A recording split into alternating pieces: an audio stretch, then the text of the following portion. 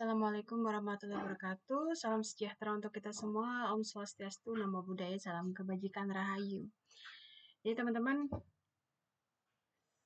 sebelum kita menuju ujian akhir semester, ada baiknya kita berlatih dulu untuk pra ujian akhir semester ya.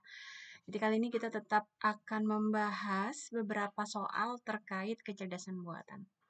Bisa kita bahas sama-sama atau bisa dicari juga jawabannya, kemudian dipelajari materinya kembali di WeLearn.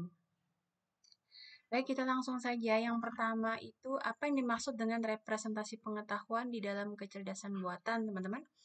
Di sini ada apakah itu penyimpanan data atau berupa teknik atau algoritma, kemudian ada metode pengumpulan informasi dan ada proses pengambilan keputusan berdasarkan data. Nah, kalau bentuknya representasi pengetahuan di sini maka berarti yaitu teknik ya teman-teman untuk memungkinkan mesin memahami dan menggunakan informasi yang telah ada disimpan di dalam database atau di knowledge base. Kemudian yang berikutnya yaitu apa fungsi utama dari jaringan semantik. Nah, apakah dia mewakili antar konsep atau dia memproses Natural Language Processing ya NLP.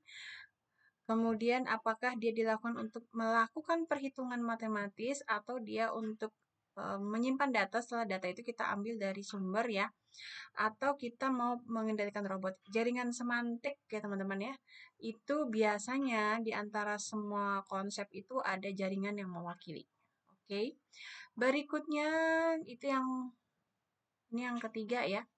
Dalam logika proposisional ya, ada implikasi. Itu bentuknya seperti itu. Artinya seperti apa? Apakah kedua pernyataan harus benar ataukah harus salah? Atau jika pernyataan pertama benar, maka yang kedua juga harus benar. Atau kalau implikasi itu pernyataan pertamanya yang harus salah atau pernyataan kedua yang harus salah. Jadi kalau di implikasi itu dia pasti punya dua pernyataan. Apakah sama-sama benar menurut teman-teman ataukah harus sama-sama salah? Atau ada kewajiban kalau pernyataan pertama benar maka pernyataan keduanya juga harus benar. Demikian sebaiknya ya, kalau pernyataannya salah maka pernyataan kedua juga harus salah. Maka sebaiknya kalau implikasi itu kalau pernyataan utamanya A maka pernyataan B-nya juga sama dengan pernyataan pertama ya. Jadi kalau benar maka kedua harus benar. Jika pernyataan pertama itu salah maka pernyataan kedua juga harus salah.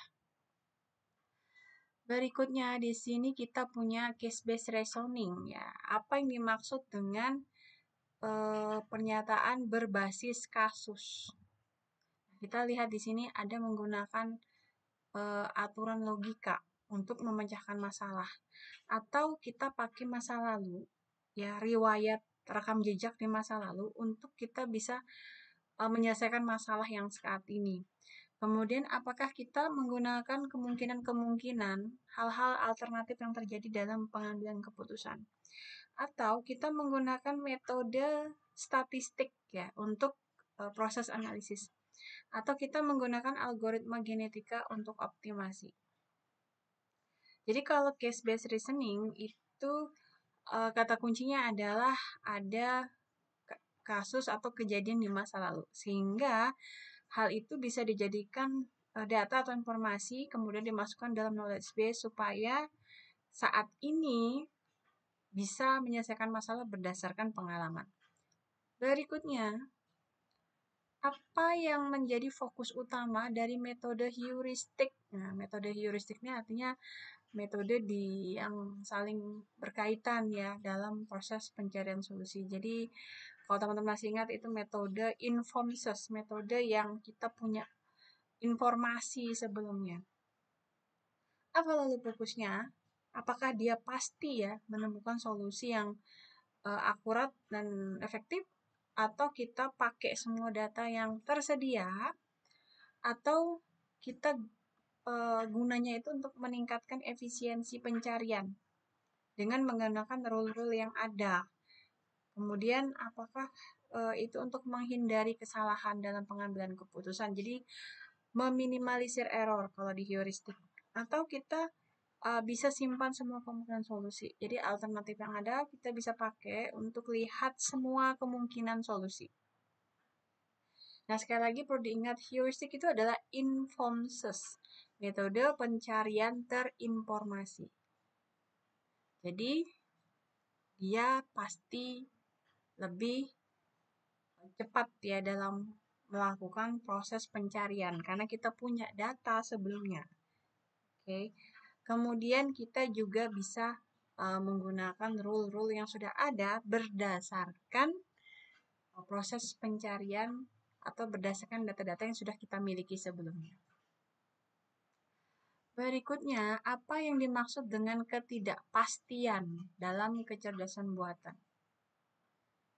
Apakah situasi di mana semua data itu kita pasti tahu, kemudian datanya tidak ada tersedia, atau di mana semua informasi benar, atau situasi di mana informasi yang tersedia tidak lengkap. Kemudian situasi di mana keputusannya itu sebenarnya sudah kita tentukan sebelumnya. Sesuatu yang tidak pasti artinya informasinya kan tidak jelas ya. Artinya uninformed search, okay? Atau blind search. Jadi segala sesuatu itu masih tidak pasti teman-teman. Jadi informasinya juga masih meraba-raba dan masih mencari-cari. Tidak lengkap ya teman-teman ya. Berikutnya di sini kita punya fuzzy logic. Fuzzy logic itu adalah logika samar yang biasanya kita gunakan untuk proses peramalan atau penentuan kepastian dan tidak kepastian ya dalam beberapa hal yang ada di kecerdasan buatan. Bisa juga digunakan di dalam sistem pendukung keputusan atau digunakan di sistem pakar, teman-teman. Nah, apa tujuan dari fuzzy logic? Apakah untuk menyelesaikan masalah ya atau untuk memproses data dengan presisi tinggi atau untuk menangani informasi yang ambigu atau tidak pasti, atau untuk menyimpan data dalam bentuk yang terstruktur, atau untuk melakukan perhitungan cepat. Jadi fuzzy logic itu logika samar, sesuatu yang kita gunakan, metodenya itu kita gunakan. Kalau informasinya itu uncertainty factor, atau sesuatu yang tidak jelas atau tidak pasti. Berikutnya kita ke konteks probabilitas ya, kemungkinan-kemungkinan. Kemudian apa arti dari istilah distribusi normal, teman-teman? Jadi distribusi normal itu yang seperti apa? Apakah yang merata? Apakah yang acak? Lonceng simetris? Puncak ganda atau miring, teman-teman? Nah, ini distribusi normal itu bentuknya simetris. Berikutnya, apa yang dimaksud dengan jaringan Bayesian? Apakah itu untuk pemrosesan gambar, kemudian untuk pengenalan suara, atau untuk variabel acak ya, kemudian ada ketergantungan. Kemudian untuk pengendalian robot atau untuk cloud computing. Bayesian, berarti ada probabilitas. Bayesian, Bayes itu sesuatu kemungkinan yang terjadi.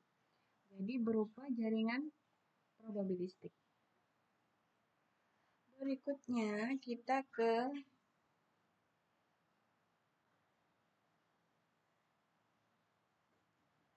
konteks pembelajaran mesin. Nah, di sini apakah yang dimaksud dengan overfitting?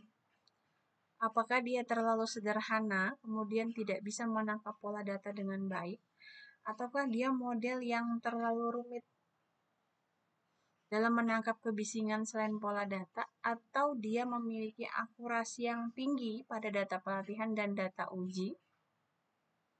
Atau dia memiliki akurasi rendah pada data pelatihan? Atau model yang tidak didapat dalam prediksi?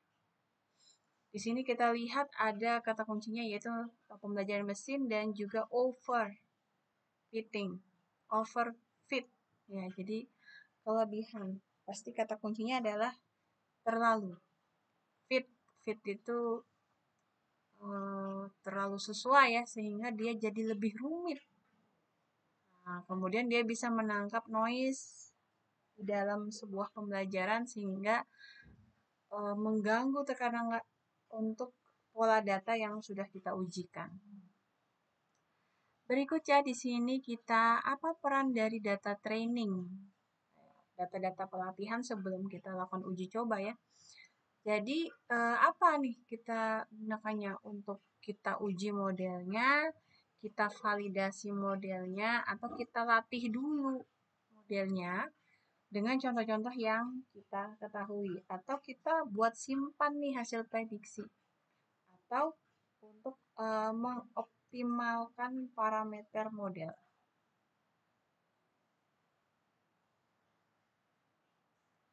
Apa peran dari data pelatihan, teman-teman? Data pelatihan itu udah jelas ya, jadi pertanyaannya data pelatihan, ya pasti jawabannya kita bisa lihat di sini, menguji, memvalidasi, melatih, menyimpan, mengoptimalkan. Ya, dia gunanya untuk agar model-model itu dapat dilatih berdasarkan contoh-contoh yang sudah kita ketahui sebelumnya.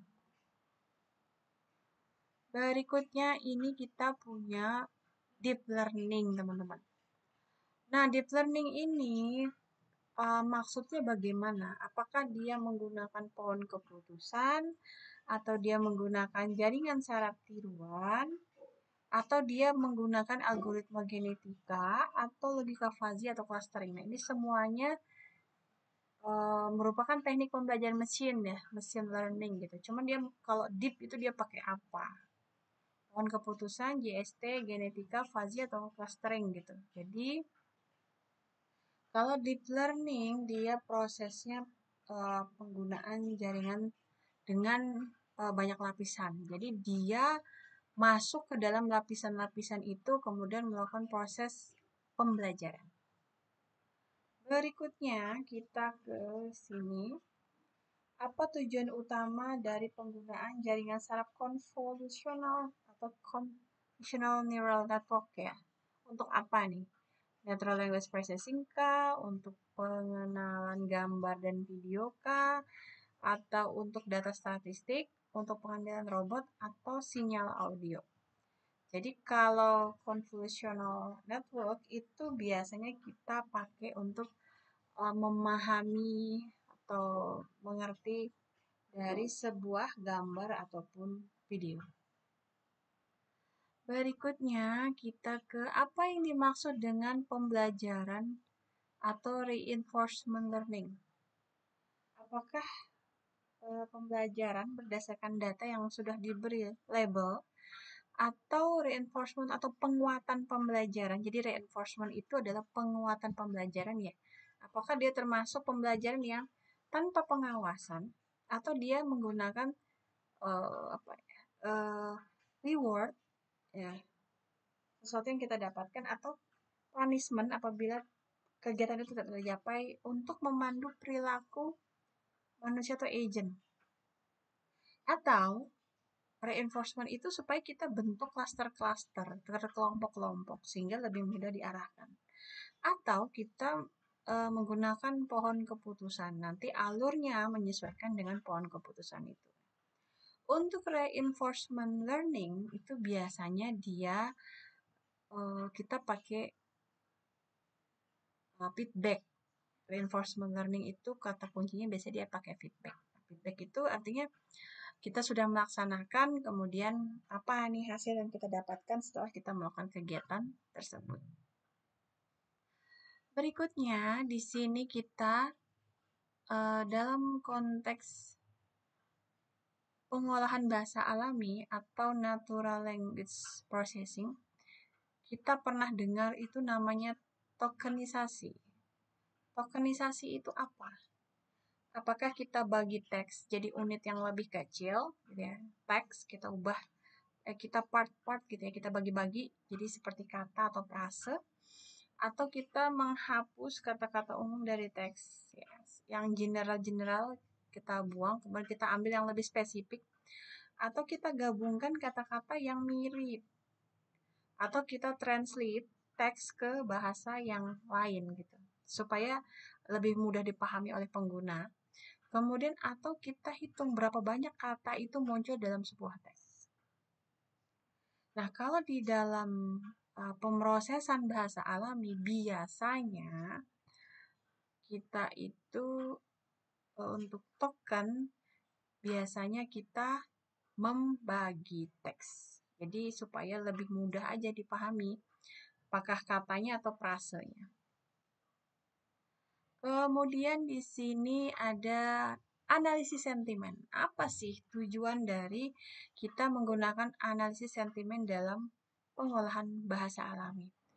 Apakah supaya kita bisa klasifikasi teks ke dalam kategori, atau kita mengidentifikasi emosi atau opini yang diungkapkan dalam teks, atau kita menerjemahkan teks dari satu bahasa ke bahasa lain, atau kita menghasilkan teks dari prompt yang diberikan, atau kita hapus gitu dari kata-kata umumnya dari teks. Biasanya analisis sentimen itu ada yang positif, ada yang negatif ya. Misalnya analisis sentimen positif terhadap pengguna maskapai layanan tertentu berdasarkan media sosial Twitter gitu. Nah, itu apa tujuannya? Untuk klasifikasi kah? Identifikasi kah? Menerjemahkan, menghasilkan, atau menghapus? Jadi kalau di analisis sentimen biasanya kita mau lihat nih opini atau pendapat dari orang lain, kemudian biasanya kita taruh di komen ya. Biasanya misalnya ada foto, gambar, atau video, kemudian kita kasih komentar kan ya. Nah, kita identifikasi itu. Karena kalau berbicara secara langsung tentu lebih mudah merasakan emosi. Tapi kalau berdasarkan kata-kata itu kan kita tidak bisa tahu emosinya, itu kadang-kadang tidak bisa tersampaikan, apakah sedang suka atau tidak suka, apakah artinya proses emosinya itu kadang-kadang tidak terlihat kalau di dalam teks. Nah, fungsi analisis sentimen itu adalah kita bisa tahu bagaimana emosi atau perasaan yang ada atau yang dikeluarkan oleh si pengguna, si pemberi komen itu kemudian disampaikan dalam bentuk teks. Berikutnya kita ke embedding. Nah, apa yang dimaksud dengan embedding kata dalam pengolahan bahasa alami? Apakah yang pertama untuk memetakan kata-kata dalam vektor numerik dalam ruang dimensi tinggi, atau teknik untuk membagi teks menjadi kata-kata, atau teknik untuk menghapus kata-kata umum dari teks, atau untuk menggabungkan kata-kata yang mirip, atau untuk menghitung frekuensi kata dalam teks? Embedding itu artinya menambahkan ya, kalau bahasa Indonesianya teman-teman. Nah, kita bisa lihat di sini ada kata kuncinya, ada beberapa bisa kita lihat: memetakan, membagi, menghapus, menggabungkan, dan menghitung. Jadi kalau di pengolahan bahasa alami atau natural language processing, biasanya embedding itu teman-teman untuk mengklasifikasikan biasanya. Ini cocoknya kemana, ini cocoknya kemana, cocoknya kemana. Nanti baru ada penambahan ya. Ya, baru kita masukkan ke dalam knowledge base-nya. Jadi yang ini memetakan kata-kata teman-teman ya, ke dalam vektor numerik. Nanti dia baru bisa dipindah ke ruang dimensi. Berikutnya kita di sini lihat apa yang dimaksud dengan name entity recognition atau NER ya dalam pengolahan bahasa alami. Nah, kita lihat di sini. Apakah dia mengidentifikasi dan mengklasifikasikan entitas, atau dia menerjemahkan teks, atau dia mengklasifikasikan teks, atau dia menganalisis emosi di dalam teks? Kemudian apakah dia menghasilkan teks dari form yang diberikan gitu. Jadi pengenalan entity yang dinamai gitu ya. Jadi kita itu kita lihat ya, kita identifikasi. Kadang-kadang misalnya kita punya nama Budi gitu ya. Nah, Budi itu apakah orang, apakah tempat, apakah organisasi, apakah makanan atau minuman. Itu kan kita melakukan rekognisi ya. Kita melakukan proses untuk melihat ini bentuk namanya apa. Biasanya kita udah langsung tahu, oh kalau Budi berarti nama orang nih. Kalau sate berarti makanan nih. Kalau Stimik Wikida berarti perguruan tinggi. Nah, itu namanya adalah name entity recognition. Berikutnya kita ke bias variance trade-off. Bias variance trade-off ini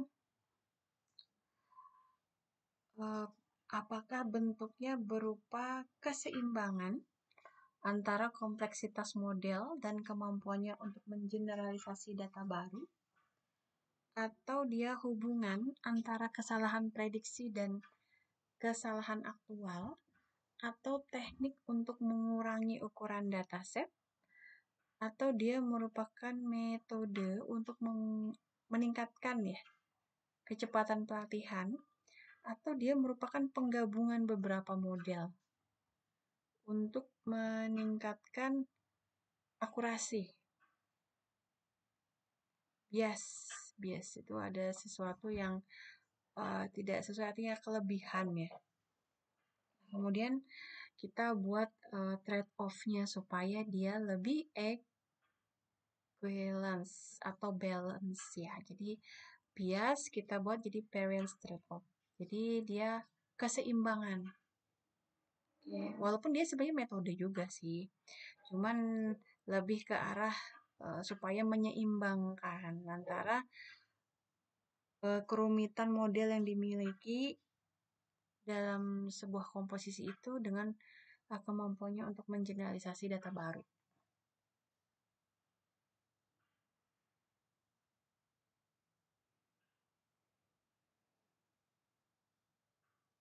Nah, oke.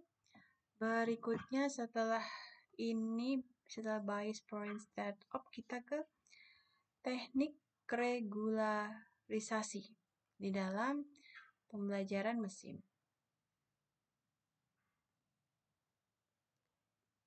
Di sini kita bisa lihat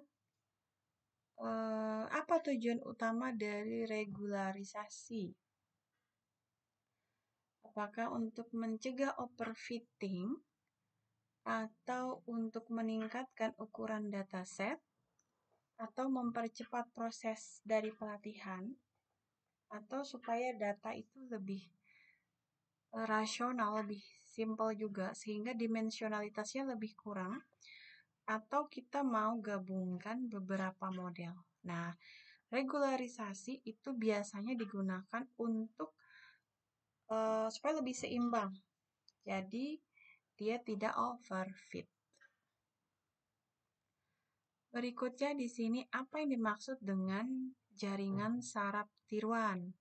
JST ya, jaringan saraf tiruan atau artificial neural network. Biasanya ini meniru jaringan saraf biologis yang ada di otak manusia. Wah, ini kalau sebenarnya sudah dipahami, sudah jelas sekali ya jawabannya yang mana gitu.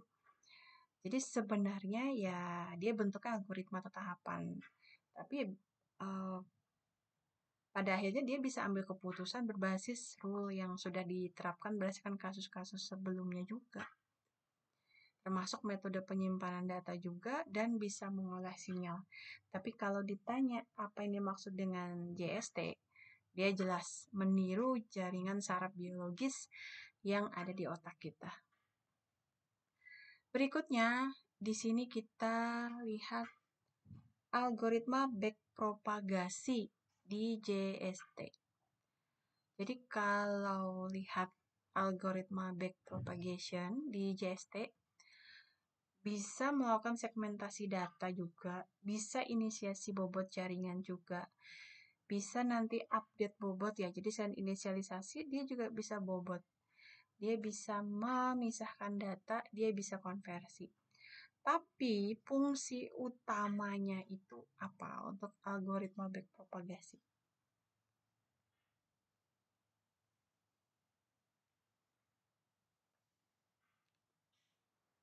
Nah, di sini kita bisa lihat, teman-teman bisa lihat juga ke materi sebelumnya, fungsi utama dari algoritma backpropagasi itu biasanya yang paling utama itu adalah supaya uh, tidak mengulang kesalahan yang sama, teman-teman. Jadi, dia akan calling back namanya ya, calling back rekam jejak di masa lalu supaya tidak terjadi lagi pada aksi atau action yang ada saat ini gitu. Jadi diupdate dia jaringannya. Kemudian di sini dalam pembelajaran mesin cross validasi itu untuk apa? Untuk mengurangi ukuran, untuk proses verifikasi model yang akurat, untuk mempercepat pelatihan, untuk menggabungkan model, atau kita hilangkan fitur-fitur yang tidak relevan. Jadi kalau dalam pembelajaran mesin itu cross validation itu biasanya untuk semacam cek recheck ya. Jadi kalau kita melakukan satu kegiatan terus kita cek kembali apakah ini benar-benar sesuai, ada akurat atau tidak datanya. Kemudian di sini kita punya apa yang dimaksud dengan curse of dimensionality di konteks pembelajaran mesin. Apakah itu kesulitan pengoptimalan model, ya, atau dia lebih cenderung overfitting, atau dia ada pertumbuhan eksponensial sumber daya komputasi, atau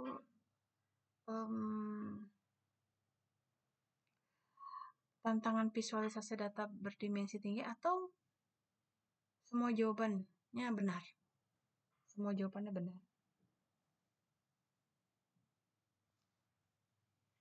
Curse of dimensionality. Jadi apa nih konteks pembelajaran mesin?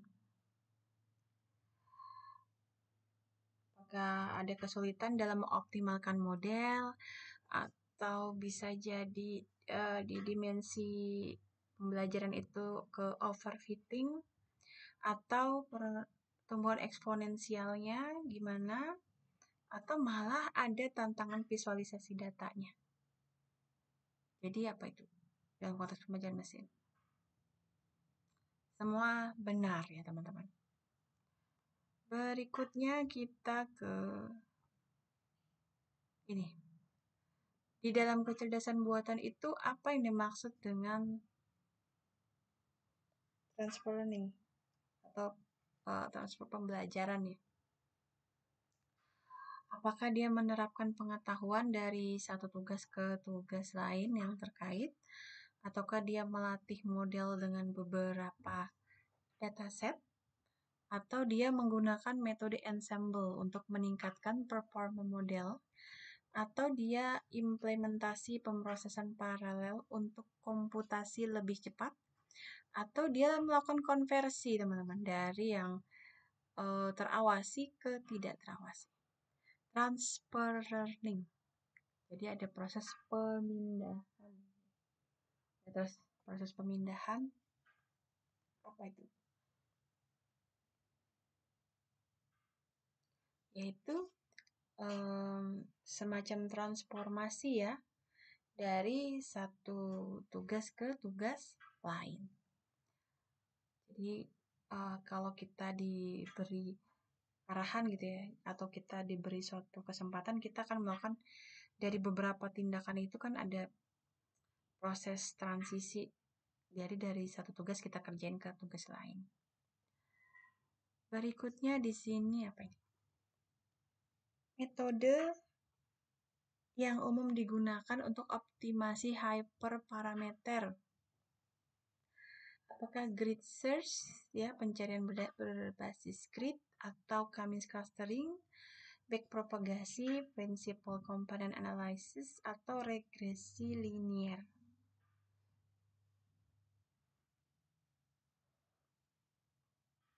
Metode apa yang umum digunakan untuk optimasi hyperparameter? Grid search, K-means, backpropagasi, atau principal atau regresi linear. Jadi kalau proses optimasi itu menggunakan grid. Nanti tolong dicari ya, metode pencarian grid itu seperti apa.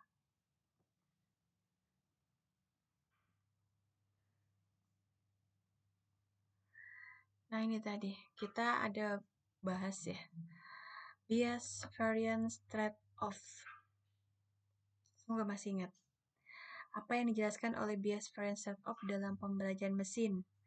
Keseimbangan antara kompleksitas model dan kemampuannya untuk mengeneralisasi data, atau dampak data yang bias pada akurasi model, atau hubungan antara kesalahan pelatihan dan pengujian, atau perbedaan antara nilai prediksi dan aktual, atau pengaruh regularisasi pada performa model. Kalau lupa boleh search lagi atau tonton lagi videonya ya, bias variance trade-off. Berikutnya di sini dalam konteks jaringan saraf apa yang terlibat dalam backpropagation? Apakah dia mengatur bobot? Apakah dia menginisialisasi parameter jaringan?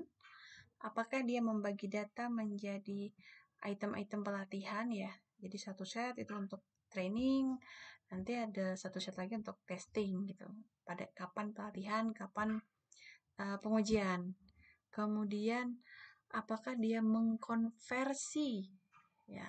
Jadi perubahan data ya dari data input menjadi vektor fitur atau untuk menerapkan fungsi aktivasi. Kita bisa dilihat lagi materi terkait backpropagation.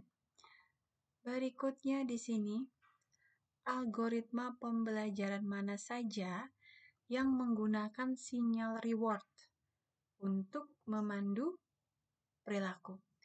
Apakah dia tipe yang reinforcement, atau dia terawasi, atau tidak terawasi, atau semi terawasi, atau mandiri? Tadi sepertinya juga sudah pernah kita bahas ya, yang ada reward dan punishment. Nah, itu bentuknya apa, teman-teman? Apakah penguatan, terawasi, tidak terawasi, semi terawasi, atau merupakan pembelajaran mandiri? Berikutnya di sini, apa tujuan dari dropout di jaringan saraf? Ini artinya kita mengeluarkan beberapa model ini kayaknya. Apakah mau mencegah overfitting supaya tidak terjadi overfitting, atau supaya lebih cepat aja pelatihannya, atau dari model yang sederhana kita buat lebih kompleks supaya nanti hasilnya lebih efektif, atau supaya lebih efisien sehingga biaya komputasinya bisa berkurang, atau agar proses augmentasi datanya lebih meningkat. Nah, yang mana nih untuk dropout di jaringan saraf?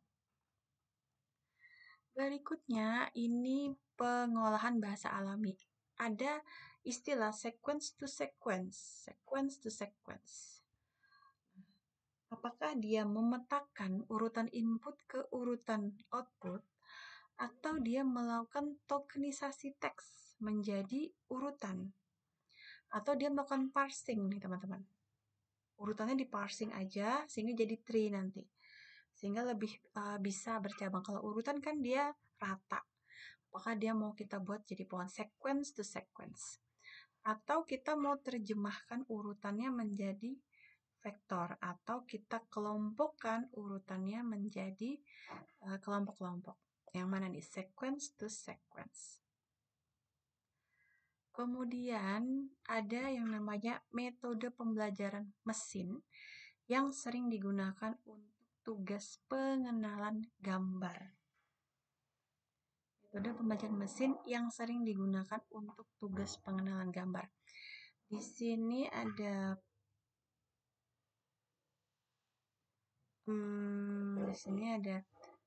convolutional neural network atau recurrent atau Gaussian tree atau net Bayes atau Kamis clustering. Untuk pengenalan gambar tadi sepertinya juga sudah ada ya. Tadi ada gambar sama video. Jadi coba lihat di video awal-awal ini ya. Jadi dia bisa membaca gambar dan video. Itu bentuknya apa? Apakah convolutional neural networks? Apakah recurrent neural networks? Pohon keputusan atau decision tree atau net Bayes probabilitas atau Kamis clustering. Berikutnya di sini kita punya attention mechanism. Untuk penerjemahan mesin neural network. Tujuan utamanya berupa apa? Memfokuskan pada bagian relevan ya dari urutan input, atau kita mau kurangi ukuran kosakata, atau kita mau meningkatkan kecepatan penerjemahan, atau kita mau menghasilkan output yang lebih beragam, atau kita mau menyederhanakan arsitektur model. Nah, ini kita mau yang mana? Attention mechanism. Supaya kalau attention berarti kita memberikan perhatian ya, supaya apa nih? Supaya lebih fokus, supaya kita bisa mengurangi ukuran kosakata, meningkatkan kecepatan, menghasilkan output, atau kita lebih buat sederhana. Nah, ini berikutnya kita ke epoch. Dalam konteks jaringan saraf, apa yang dimaksud dengan epoch?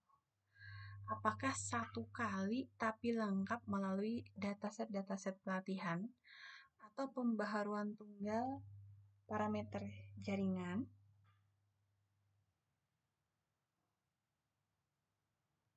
atau satu batch contoh pelatihan, atau kita pakai ukuran akurasi model atau siklus tuning hyperparameter. Jadi epoch itu biasanya ada kaitannya dengan beberapa kali percobaan untuk dataset pelatihan teman-teman ya gitu. Jadi berapa kali epoch nih kita udah coba gitu. Kemudian kita di sini apa tujuan dari regularisasi dalam model pembelajaran mesin? Untuk apa nih? Kayaknya ini juga sudah pernah ada sebelumnya ya, mencegah overfitting, meningkatkan efisiensi, ukuran dataset, atau meningkatkan ekstraksi fitur, atau menyederhanakan arsitektur model. Nanti bisa dilihat lagi di materi-materi sebelum sama video ini ya. Regularisasi, apakah dia untuk mencegah overfitting, efisiensi, ukuran, ekstraksi, atau arsitektur. Berikutnya, nah ini dia. Fungsi kerugian apa yang umum digunakan untuk bisa klasifikasikan biner? Apakah coarse entropy loss, apakah mean squared error atau MSE, atau Heng loss, log cost loss, atau Huber loss? Teman-teman boleh dicari dulu ya. Yang pertama dicari dulu klasifikasi biner itu bentuknya bagaimana. Kemudian nanti pasti kelihatan fungsi kerugiannya apa. Silahkan dicari. Berikutnya, dalam proses reinforcement ya, atau pembelajaran penguatan, ada yang namanya eksplorasi, eksploitasi, dilema. Exploration, exploitation, dilema. Eksplorasi, eksploitasi, dan di dilemanya. Apakah dia untuk proses keseimbangan antara tindakan baru untuk eksploitasi reward, atau supaya kita bisa putusin algoritma pembelajaran yang berbeda yang sesuai dengan proses kegiatan, atau kita bisa dengan menentukan ukuran ruang keadaan supaya cukup, atau kita mau optimalkan sinyal reward, atau kita mau pilih lingkungan yang sesuai. Okay. Eksplorasi, eksploitasi. Berikutnya di sini teknik apa yang sering digunakan untuk menangani data yang hilang dalam pembelajaran mesin? Ada imputasi, ada normalisasi, ada one hot encoding, ada reduksi dimensionalitas, ada skala fitur. Nah, untuk menangani data yang hilang atau lost data, biasanya kita menggunakan jadi lihat dulu materi pembelajarannya ini pembelajaran mesin, terus kalau lost data kita harus ngapain? Kalau normalisasi mungkin tidak ya teman-teman ya, karena kan ini kita sudah harus menangani lost data. Berikutnya kita ke softmax. Apa tujuan dari fungsi softmax dalam jaringan saraf? Apakah dia mengkonversi logits menjadi sebuah atau menjadi beberapa kemungkinan ya, probabilitas, atau kita menginisialisasi parameter jaringan, atau kita melakukan regulasi model, atau kita mengoptimalkan kecepatan pembelajaran, atau kita melakukan pra-pemrosesan data input. Nah, itu mana nih? Softmax. Jadi, lihat dulu materinya di jaringan saraf tiroid atau JST, kemudian softmax-nya tujuannya apa. Kemudian kita lanjut ke teknik pembelajaran mesin mana yang didasarkan pada penggabungan prediksi dari beberapa model.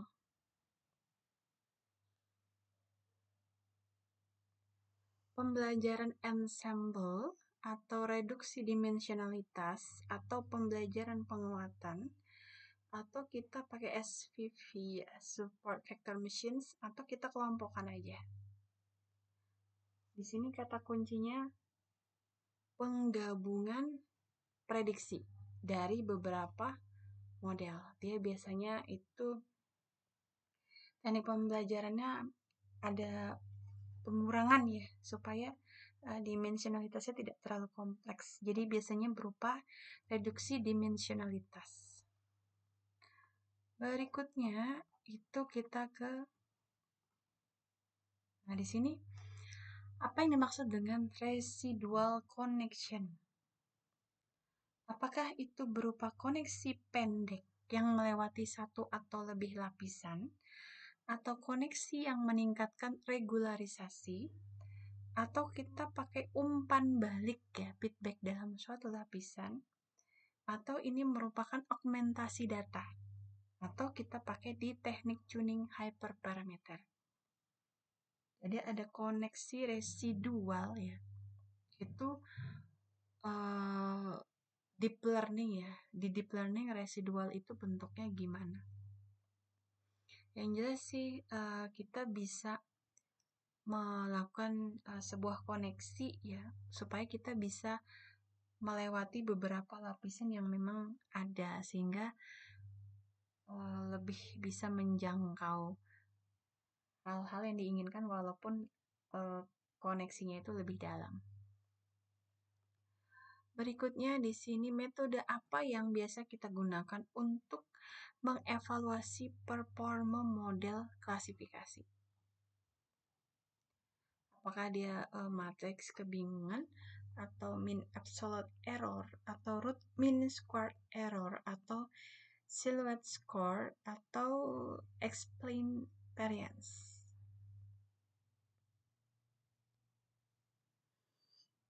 akan dipelajari dulu performa model klasifikasi ya. Jadi dia apakah berupa matriks, MAE, RMSE, silhouette atau explain.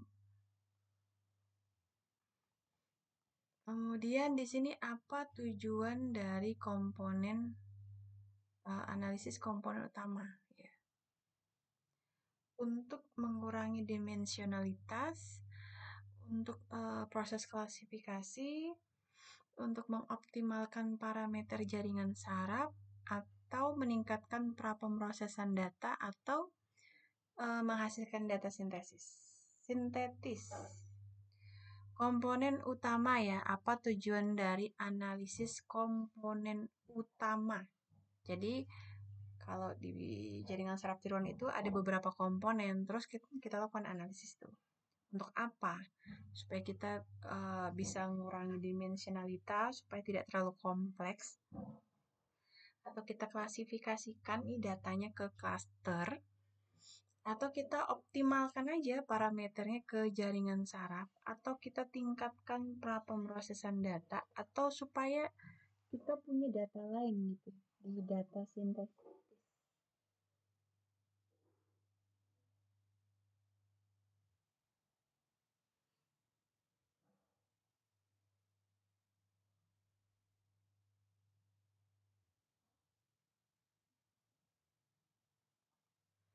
Berikutnya kita ke tugas umum apa yang ada dalam pemahaman bahasa alami, natural language ya.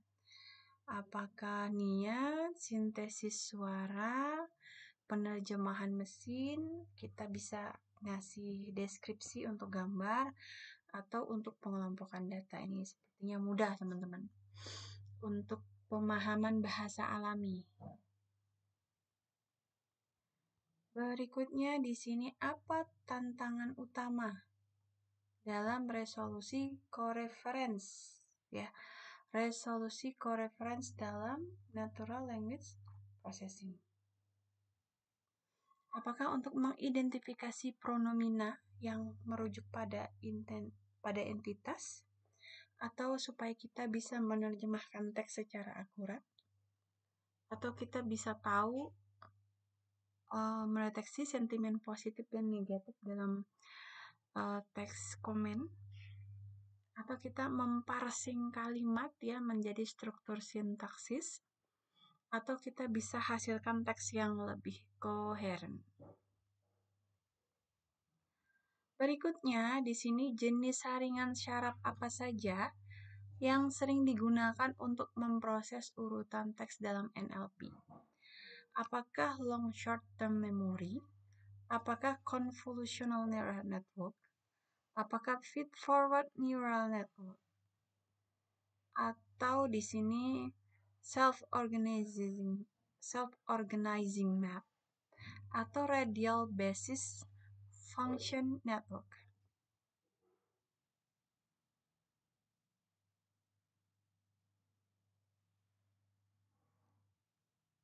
Ya, jenis jaringan saraf apa yang sering digunakan untuk NLP?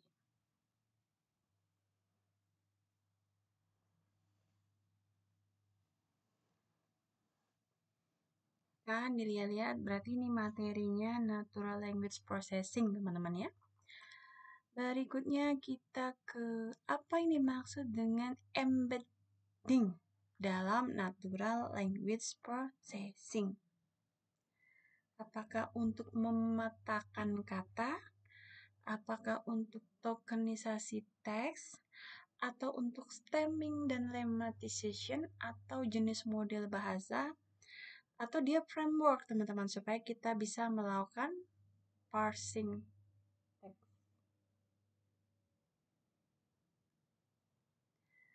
Berikutnya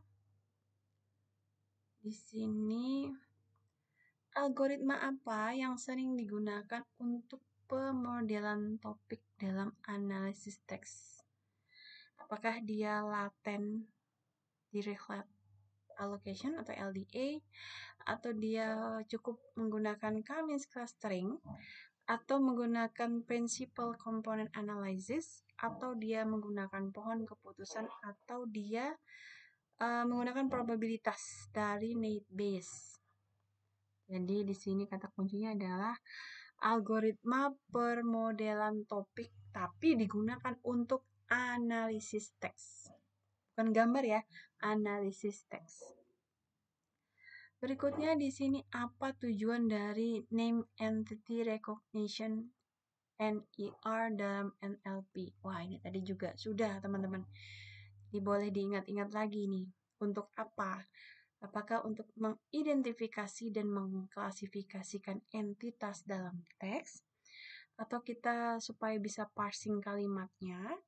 Atau kita untuk terjemahkan teks itu ke bahasa lain supaya lebih mudah dikomunikasikan? Atau menghasilkan teks berdasarkan prompt? Atau mengelompokkan teks ke dalam kategori? Kemudian kita lanjut. Nah, di sini. Dalam pembelajaran mesin, apa itu hyperparameter? Apakah parameter yang diatur sebelum pelatihan model, selama pelatihan, atau parameternya tidak boleh dirubah kalau di hyper? Atau untuk mengukur kinerja model, atau untuk menentukan ukuran dataset? Itu yang mana? Berikutnya kita pakai soal berikutnya. Apa fungsi dari fungsi aktivasi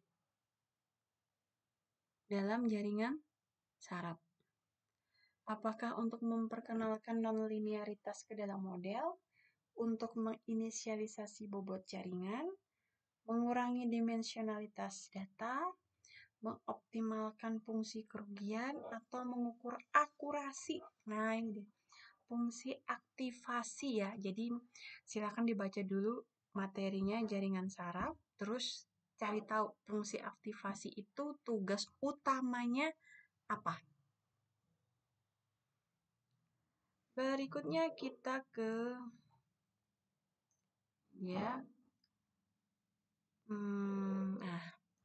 metode regularisasi apa nih yang perlu untuk menambahkan penalti proporsional terhadap besarnya koefisien model. Apakah L2 regularization, L1 regularization, dropout, batch normalization, atau augmentasi data? Metode regularisasi teman-teman ya, apakah L2 atau L1 ini? Rich atau punya Lasso?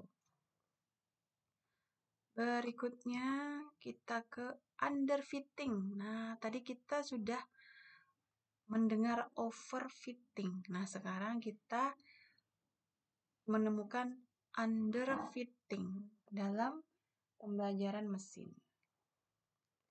Itu termasuk yang mana? Apakah model yang terlalu sederhana untuk menangkap pola data, atau terlalu kompleks kemudian kita tangkap noise sehingga nanti selain pola data itu ada noise juga, datanya jadi ada pola kemudian modelnya jadi kompleks. Atau kita lihat model dengan tingkat kinerja yang paling baik ya untuk kita pakai di sebagai data pelatihan dan pengujian. Atau kita membuat model yang overoptimasi, atau modelnya kita tidak bisa gunakan gitu untuk prediksi. Nah, jadi yang mana nih underfitting? Jadi kebalikan ya, overfitting sekarang versus underfitting. Kemudian di sini ada dimensionality reduction ya. Apakah itu untuk mengurangi jumlah fitur di dalam dataset, atau untuk meningkatkan ukuran dataset, atau menggabungkan fitur-fitur yang mirip satu sama lain, atau untuk menyimpan data dalam format yang lebih kecil, atau untuk mengurangi ukuran model? Nah, ini yang mana? Dimensionality reduction. Saya kira kalau dilihat dari kata-katanya saja reduction kan ya, pasti kata kuncinya pengurangan. Cuman apa nih yang mau kita kurangi dan supaya apa? Gitu kan. Kalau kita mengurangi ini nanti supaya meningkatkan atau supaya apa nanti yang bisa kita lakukan dari proses reduction ini. Berikutnya, di jaringan saraf itu ada kata-kata atau istilah yang namanya batch normalization. Nah, apa ya tujuan dari batch normalization? Nah, teman-teman bisa lihat dulu batch normalization itu apa, kemudian fungsinya untuk apa. Apakah dia untuk menormalkan input dari lapisan sebelumnya, atau dia mengurangi ukuran batch dari data pelatihan, atau dia untuk meningkatkan ukuran dataset, atau dia gunanya mengoptimalkan fungsi kerugian, atau dia menggabungkan beberapa model. Batch normalization.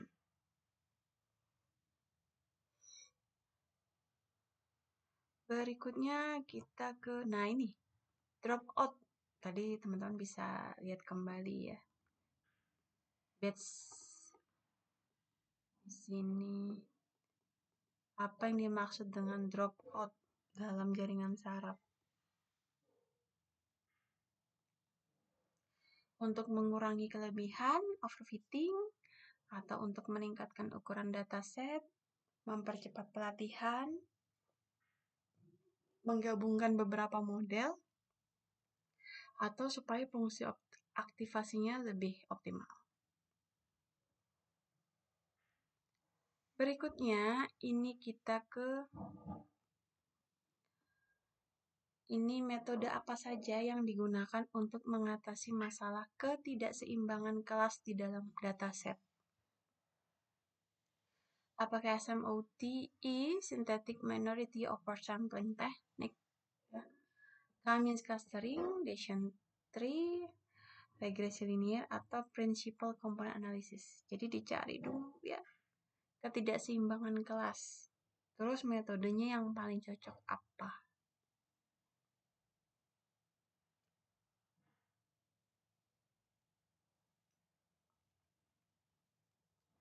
Kemudian ini, reinforcement learning. Tujuan diskon faktor untuk apa? Menyeimbangkan reward, mengurangi laju pembelajaran, meningkatkan tingkat eksplorasi, memberi penalti, atau mereduksi sinyal. Tujuan utama dari diskon faktor.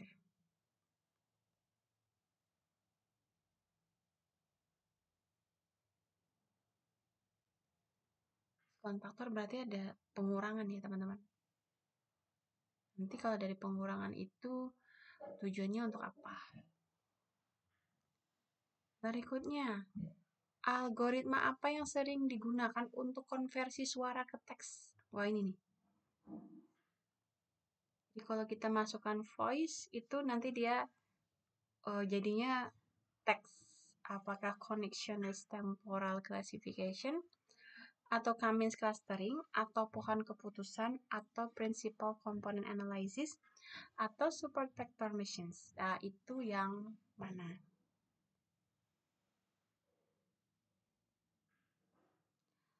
Berikutnya kita ke apa yang dimaksud dengan gradient vanishing ya di pembelajaran mendalam atau deep learning teman-teman. Apa yang dimaksud dengan gradient vanishing? Apakah dia pengurangan magnitudo gradient pada lapisan dalam ya selama backpropagasi, atau dia peningkatan magnitudo gradient pada lapisan dangkal, atau dia normalisasi gradient selama pelatihan, atau dia melakukan proses overfitting di model neural network, atau dia melakukan proses regularisasi di parameter jaringan, teman-teman. Jadi yang dipelajari deep learning-nya dulu di jaringan saraf tiruan ya. Berikutnya ini nih. Metode apa yang digunakan untuk melatih model generatif dalam pembelajaran yang tidak terawasi?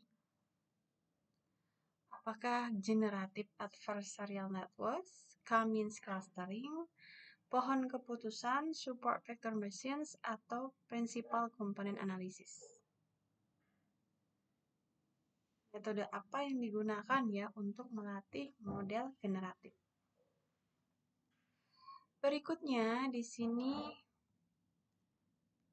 apa yang dimaksud dengan fine tuning dalam transfer learning? Apakah dia menyesuaikan model yang sudah dilatih pada dataset baru? Apakah dia melatih model dari awal dengan data baru? Atau dia mengurangi dimensionalitas data, meningkatkan ekstraksi fitur, atau dia menerapkan teknik regularisasi, fine tuning? Berikutnya di sini apa keuntungan dari penggunaan model transformer dalam NLP? Apakah itu penanganan yang efisien? Apakah pelatihan yang lebih cepat? Arsitektur yang lebih sederhana? Nanti bisa performa lebih baik atau biaya komputasinya bisa lebih rendah? Model transformer dalam natural language processing. Berikutnya, di sini metode evaluasi apa yang digunakan dalam mengukur keragaman teks yang dihasilkan di dalam NLP? Apakah itu perfectity, atau akurasi, atau presisi, atau recall, atau F1 score? Jadi di natural language processing itu ada metode untuk mengukur teks yang kompleks ya. Nah, kemudian apa ya nama metodenya? Berikutnya kita ke apa yang dimaksud dengan adversarial example dalam konteks kecerdasan buatan. Apakah itu merupakan input yang dirancang ya supaya model itu membuat prediksi yang salah, adversarial, atau contoh pelatihan dengan label yang salah, atau titik data yang meningkatkan akurasi model, atau fitur yang tidak relevan dengan variabel target, nanti ya jadi bisa jadi salah gitu. Atau teknik yang kita gunakan untuk melakukan proses augmented data, itu yang mana? Kemudian di sini apa tujuan utama dari autoencoder dalam pembelajaran tidak terawasi? Untuk mempelajari referensi terkompresi, untuk mengklasifikasikan titik data ke dalam kategori, untuk memprediksi titik data di masa depan, untuk mengoptimalkan laju pembelajaran, atau untuk menghasilkan data sintetis. Jadi kata kuncinya autoencoder itu apa? Kemudian apa sih fungsi utamanya? Berikutnya, nah ini ada tadi. Semoga masih ingat ya, apa yang dimaksud dengan epoch dalam konteks pembelajaran mesin. Epoch itu apa? Satu kali lengkap melalui dataset pelatihan, apakah dia berupa iterasi atau pengulangan lagi dalam proses pengujian model, apakah dia satu iterasi melalui dataset di pengujian, atau dia ukuran dataset yang digunakan dalam evaluasi model, atau periode waktu tertentu dalam evaluasi model. Epoch. Berikutnya, dalam konteks pembelajaran mesin, apa tujuan dari metode regularisasi? Dan juga semoga masih diingat. Mengurangi overfitting atau meningkatkan ukuran dataset, mengoptimalkan dari bobot jaringan, atau kita mau meningkatkan kecepatan konvergensi, atau kita mau menyesuaikan data latih sama dengan data uji. Ini mau yang mana? Berikutnya di sini ada apa yang dimaksud dengan gradient vanishing di dalam jaringan saraf. Apakah pengurangan magnitudo gradient? Ya, tapi di lapisan dalam selama backpropagasi, atau tetap di magnitudo gradient tapi kita meningkatkannya ya di lapisan dangkal, atau kita melakukan proses normalisasi gradient selama pelatihan, Apakah melakukan proses overfitting pada model jaringan syarat atau regularisasi parameter jaringan?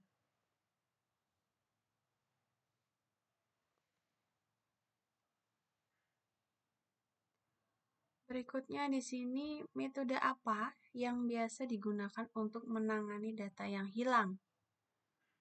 Ini tadi juga sudah ada ya. Semoga masih diingat. Apakah imputasi, normalisasi, reduksi dimensionalitas, augmentasi data, atau regresi linear? Berikutnya, dalam pembelajaran penguatan, apa yang dimaksud dengan policy? Apakah strategi yang digunakan untuk memaksimalkan reward atau fungsi? Ini kita mau memberi reward yang seperti apa gitu. Jadi ditaruh di policy. Atau kombinasi dari state dan action atau nilai reward nih. Kita mau kasih nilai berapa? Atau urutan aksi untuk mencapai sebuah tujuan. Jadi policy itu untuk apa? Berikutnya kita nah ini, apa yang dimaksud sequence to sequence dalam konteks NLP? Jadi tadi juga sudah ya. Apakah memetakan urutan input ke urutan output, ataukah kita melakukan tokenisasi teks ke urutan kata, atau kita melakukan memparsing urutan ya menjadi pohon sintaksis, kita terjemahkan urutan menjadi vektor fitur, atau kita kelompokkan urutan menjadi kategori. Berikutnya, apa tujuan utama dari autoencoder? Ini juga, apakah untuk mempelajari representasi, untuk mengklasifikasikan titik, untuk memprediksi titik di masa depan, untuk mengoptimalkan laju pembelajaran, atau untuk menghasilkan data sintetis? Berikutnya di sini ada deep learning. Ya, transfer learning itu untuk apa? Di sini, apakah menerapkan pengetahuan atau melatih model dengan beberapa dataset, menggunakan metode ensemble, mengimplementasikan pemrosesan paralel, atau kita lakukan konversi tugas? Ya, transfer learning. Berikutnya di sini algoritma apa yang sering digunakan untuk tugas pengenalan gambar? Apakah convolutional neural networks, recurrent neural networks, pohon keputusan, net Bayes, atau Cummings clustering? Kalau tadi itu pengenalan suara, yang ini pengenalan gambar. Jadi algoritmanya apa? Kemudian nah ini, apa yang dimaksud dengan attention mechanism? Ini tadi juga sudah, semoga bisa kembali diingat ya. Apakah untuk memfokuskan pada bagian relevan dari urutan input, atau untuk mengurangi ukuran kosakata, atau untuk meningkatkan kecepatan penerjemahan, menghasilkan output yang lebih beragam, atau menyederhanakan arsitektur model? Attention mechanism. Berikutnya kita ada namanya optimasi hyperparameter. Ini tadi juga sudah ya. Apakah grid search, Cummings, backpropagasi, principal component analysis, atau regresi linear? Saya kira teman-teman sudah bisa langsung menebak ini. Yang mana metodenya? Apa yang dijelaskan oleh bias variance trade-off dalam pembelajaran mesin? Apakah keseimbangan antara kompleksitas model dengan kemampuannya untuk melakukan proses generalisasi, atau dampak data yang bias pada akurasi model, atau hubungan antara kesalahan pelatihan dan pengujian, atau perbedaan antara nilai prediksi dan aktual, atau pengaruh regularisasi di performa model? Bias variance trade-off. Ini tadi juga sudah ada di sebelumnya. Nah, ini metode apa yang biasa digunakan untuk tugas klasifikasi biner? Saya kira teman-teman juga sudah bisa mengetahui ya. Jadi klasifikasi biner apa, kemudian tugasnya bagaimana, kemudian metode apa yang biasa dan dapat digunakan. Berikutnya di sini fungsi softmax. Nah, di fungsi softmax ini gunanya untuk apa tujuannya ya? Mengkonversi logits, menginisialisasi parameter, meregulasi model, mengoptimalkan laju, atau melakukan pra-pemrosesan data input.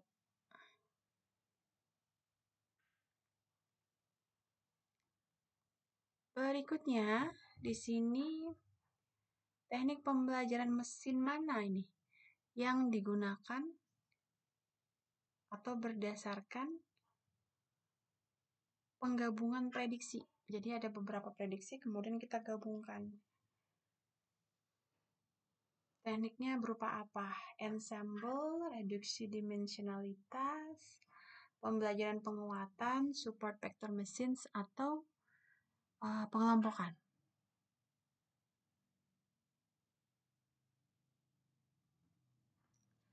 Berikutnya, di sini kita punya pertanyaan. Metode evaluasi apa yang digunakan untuk mengukur kinerja model klasifikasi? Nih, kalau diingat-ingat lagi bisa harusnya ya. Matrix, MAE, mean absolute error, root mean squared error, silhouette source, atau explain variance. Yang mana? Nah, ini apa yang dimaksud dengan underfitting? Tadi juga sudah muncul. Oke. Ini versus overfitting. Jadi kalau overfitting seperti apa, maka underfitting ini kebalikannya. Berikutnya, apa yang dimaksud dengan dimensionality reduction? Untuk mengurangi jumlah fitur dalam dataset, meningkatkan ukuran dataset, proses untuk menggabungkan fitur yang mirip, menyimpan data dalam format yang lebih kecil, atau untuk mengurangi ukuran model. Yang mana? Berikutnya,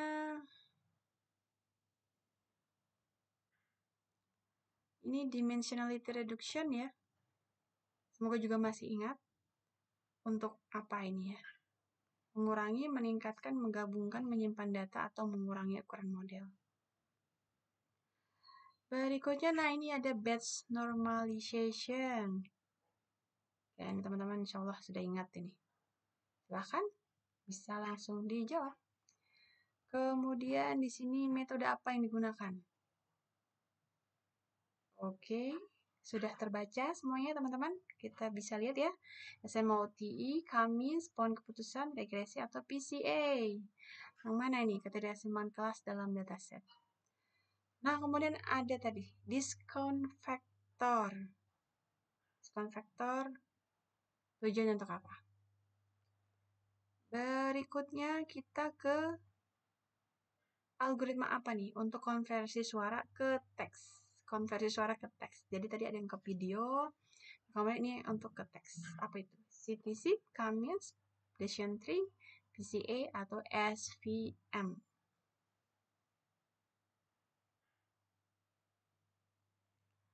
Berikutnya, apa yang dimaksud dengan adversarial example dalam konteks kecerdasan buatan? Oke, ini insya Allah bisa terjawab ya.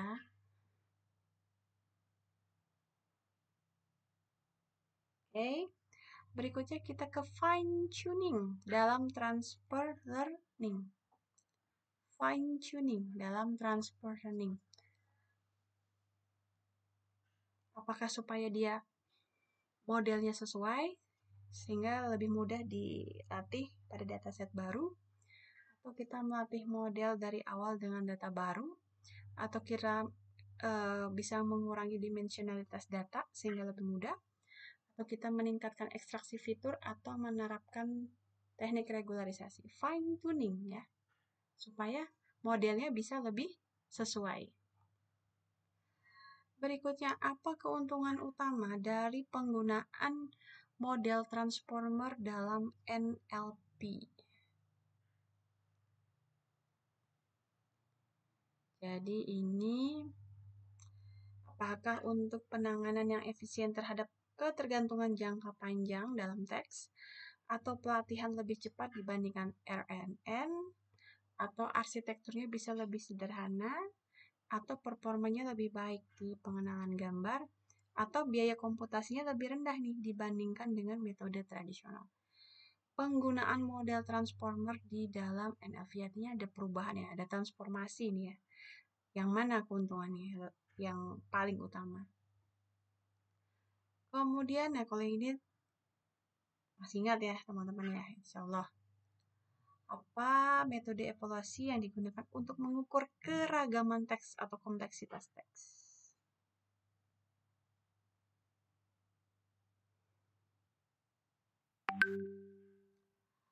Berikutnya, apa yang dimaksud dengan policy gradient dalam pembelajaran penguatan? Policy gradient.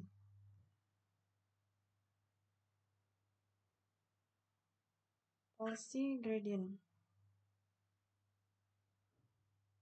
Ini untuk apa?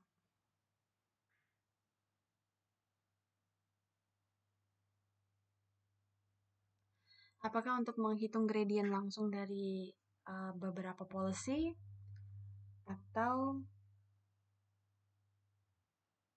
kita teknik untuk mengurangi kompleksitas model, atau algoritma ya, policy itu berupa algoritma untuk mengoptimalkan fungsi kerugian, atau strategi untuk mempercepat pelatihan model, atau dia metode nih untuk menggabungkan beberapa model.